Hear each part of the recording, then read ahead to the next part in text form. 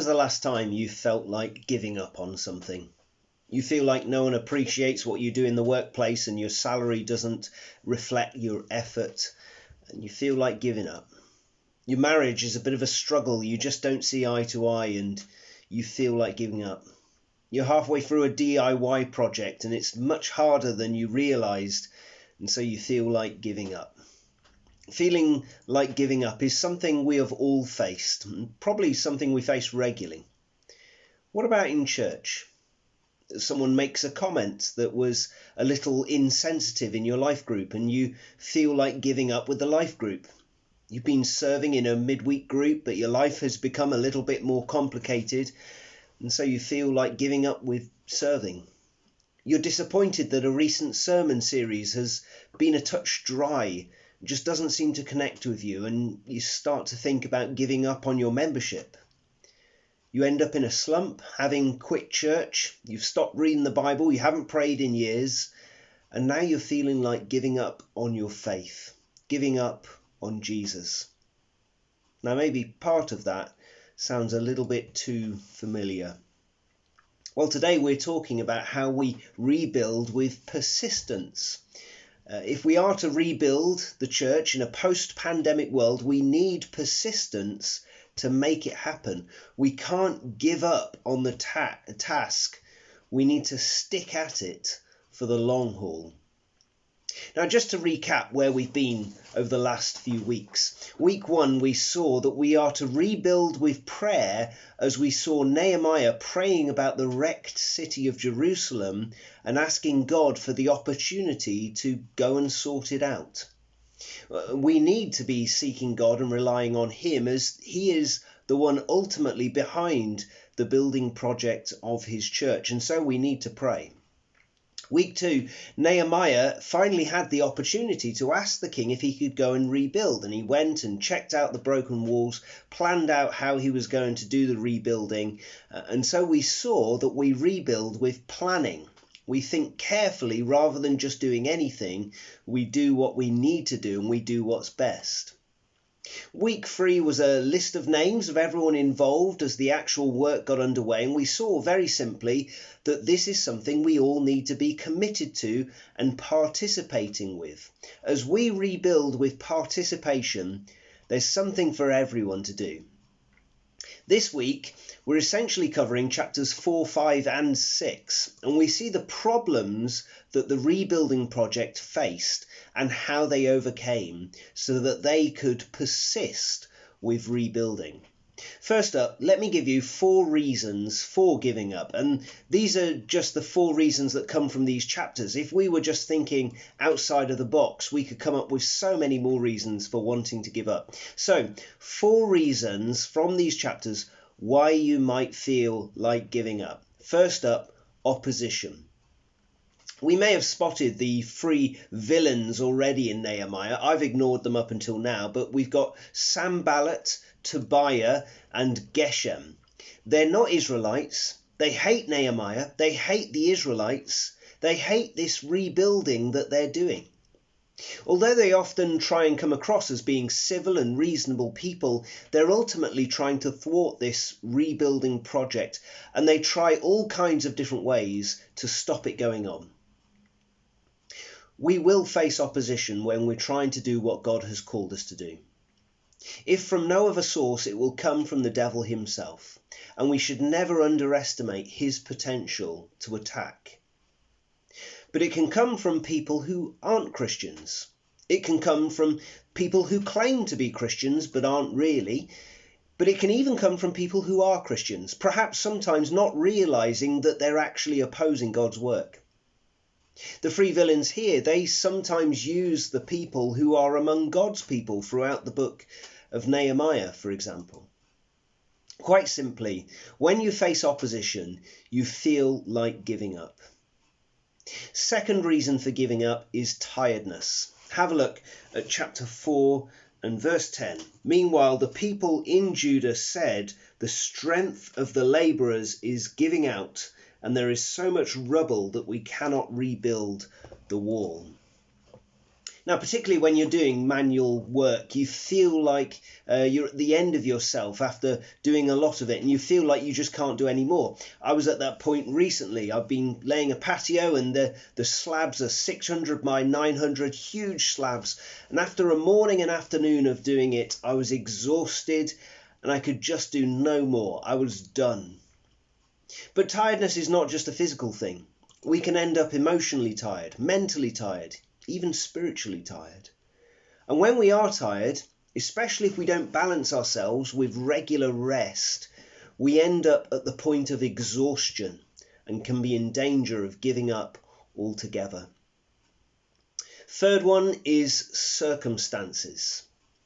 Now, whilst I refer to this as circumstances, for them, the particular circumstances that they faced were extreme poverty, the kind we're never likely to face.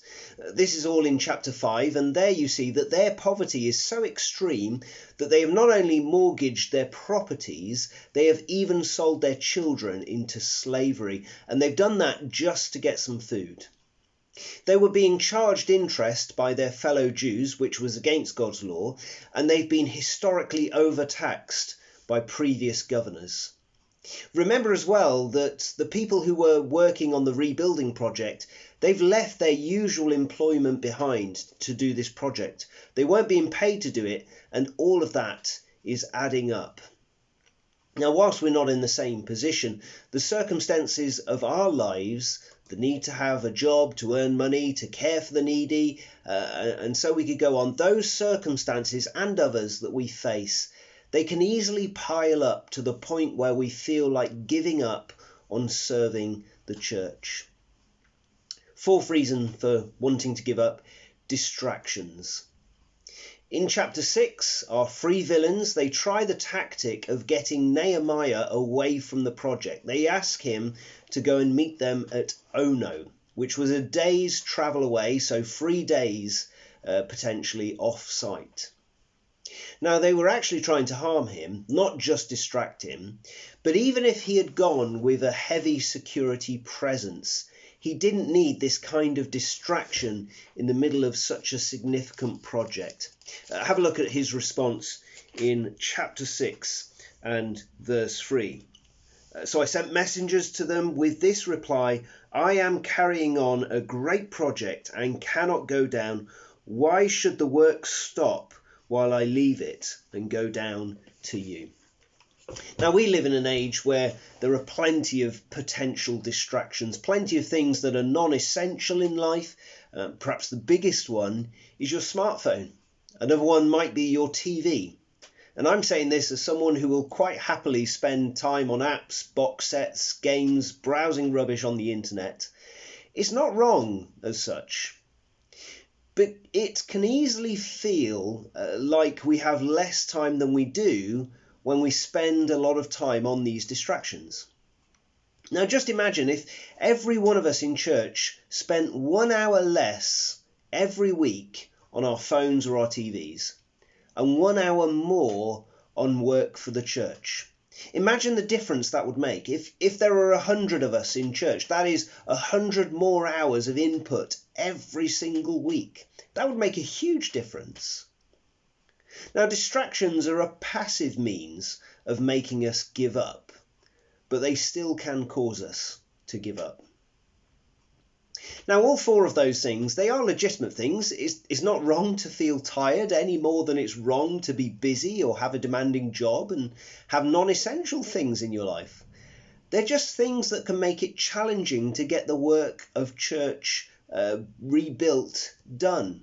They can be things that stop us from doing the work of service.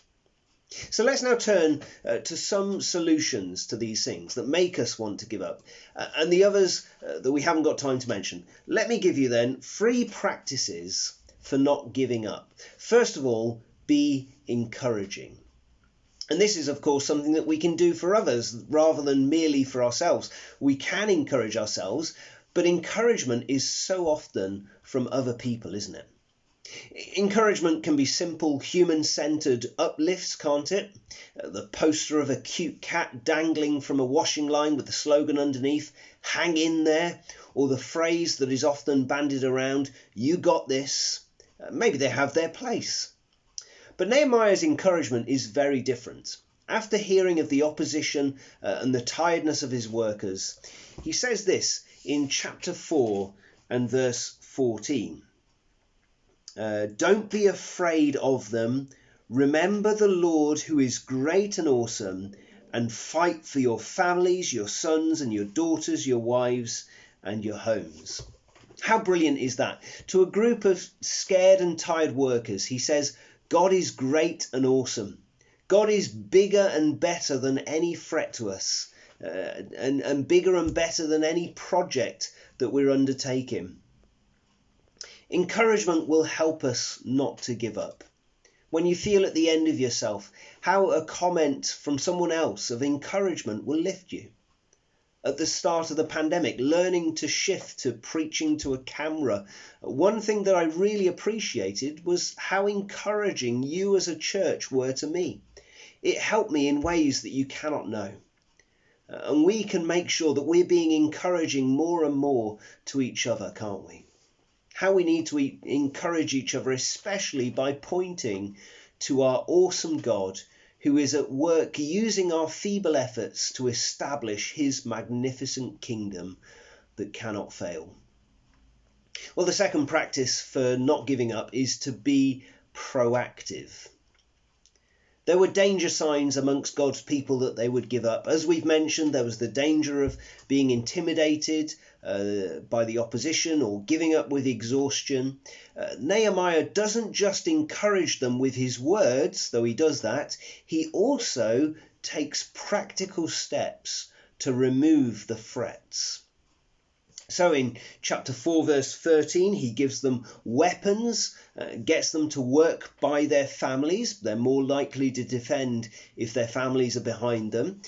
He gives everyone a weapon and gets half the people to do the building and another half to keep watch. And those that are having the half time doing the watch, well, they're having a rest from their hard labour as well. And if there is an attack on the town, he tells them to sound the trumpet and they'll all rally to that point and defend alongside each other. And then when the issue was poverty, in chapter 5, he takes steps to restore justice and establish equality again.